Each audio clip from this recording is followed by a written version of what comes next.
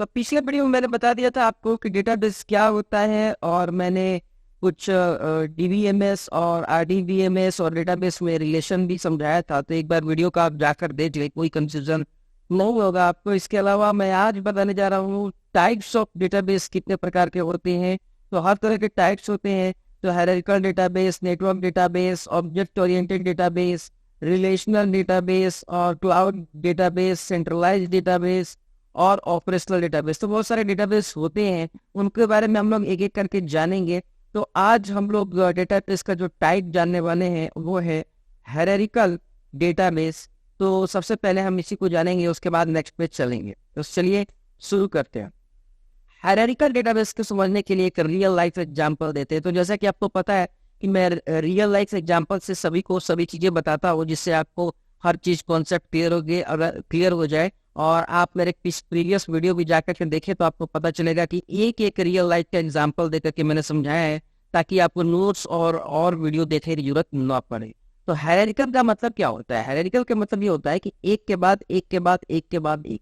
जैसे कि आपके घर में भी पहले दादा होते हैं, फिर पापा होते हैं, फिर बेटा होता है, फिर ऐसे करके चलता है। ठीक है, उसी तरह स्कूल में क्या होता है आप देख सकते हो। स्कूल में सबसे बड़ा कौन होगा? स्कूल में सबसे बड़ा प्रिंसिपल होगा, फिर वाइस प्रिंसिपल होगा, फिर उसको दो भाग में बांट दिया गया, ऑपरेशनल और डिपार्टमेंट। डिपार्टमेंट में कौन कौन सा? इंग्लिश का department, mother tongue, mathematics, discipline, science, अलग अलग डिपार्टमेंट बांट दिया गया। तो ये हायरार्किकल हो गया, ये हायरार्किकल हो गया। अब ये हायरार्की का मतलब क्या हुआ? हायरार्की का मतलब ये हुआ कि एक के नीचे एक लेवल बना हुआ है। इससे क्या होता है कि किसी चीज को समझने में आसानी होती है और उसको मैनेज करना आसान। सभी लोग अपने नीचे वाले को मैनेज करते हैं। जैसे क्या होगा, प्रिंसिपल जो भी सवाल करना होगा सिर्फ वाइस प्रिंसिपल से करेगा। उसको नहीं पता है कि ह्यूमैनिटी डिपार्टमेंट में क्या हो रहा है, प्रिंसिपल को ये बारे में नहीं पता है। और वाइस प्रिंसिपल किससे सवाल करेगा? डिपार्टमेंट से करेगा या ऑपरेशनल मैनेजर से करेगा। तो ये हायरार्किकल का एक फायदा होता है। तो आगे चलते हैं हम लोग।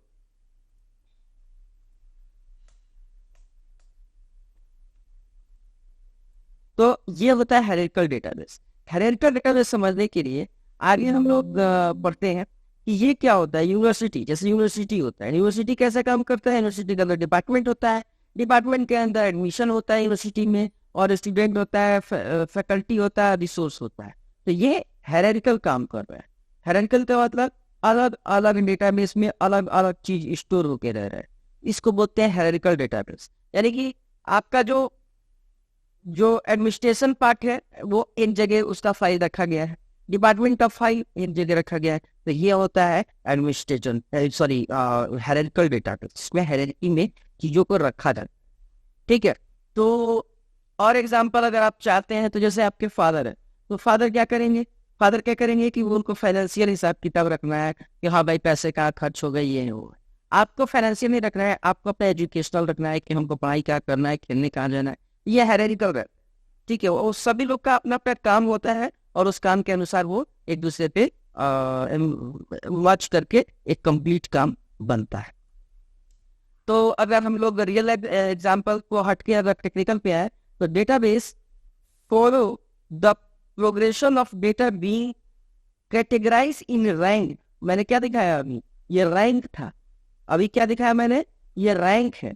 रैंक दिख रहा है आपको? ये रैंक है, प्रिंसिपल है, वाइस प्रिंसिपल है, डिपार्टमेंट है, ये अलग अलग रैंक है। तो वही चीज यहाँ पे लिखा हुआ है, रैंक और लेबल एक दूसरे में लेबल में है।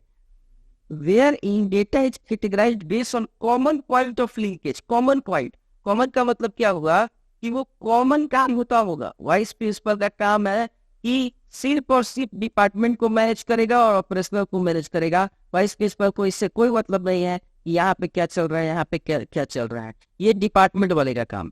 तो सभी अपने से नीचे वाले को मैनेज करना जानते हैं। तो यह हो गया। उसके बाद due to such a structure hierarchy database are not easy सेनेबल the addition of data element require in lengthy and traversal through the database. कह रहा है कि ये बहुत बड़ा अगर कोई जगह है वहां पे डेटाबेस में ये प्रॉब्लम करता है। बिल्कुल सही बात है। जैसे कि सपोज दैट कि इस प्रिंसिपल को ये नहीं पता है कि इस डिपार्टमेंट में, साइंस डिपार्टमेंट में क्या चल रहा है। बिल्कुल सही बात है। इस प्रिंसिपल को क्या पता चल रहा है कि ये साइंस डिपार्टमेंट में क्या हायरार्किकल है? हायरार्किकल है वो एक दूसरे से कनेक्टेड है, तो उसको सबसे लास्ट वाले के बारे में नहीं पता चल रहा है, इसीलिए इसमें प्रॉब्लम होती है। अगर बहुत नीचे तक layer by layer, layer 1 layer, 2 layer, 3 layer, 4 layer ऐसे करके लेयर बन जाते हैं, तो अब सपोज दैट इतने लेयर हो गए, तो इस लेयर को पता नहीं है कि इस लेयर में क्या चल रहा है। तो इसीलिए कहते हैं कि जब हायरार्किकल डेटाबेस होता है तो उसका कुछ ड्रॉबैक भी है, ठीक है। तो लेकिन ये कहीं कहीं यूज भी होता है, इसके बारे में हम लोग प्रैक्टिकल नॉलेज भी आगे पढ़ेंगे।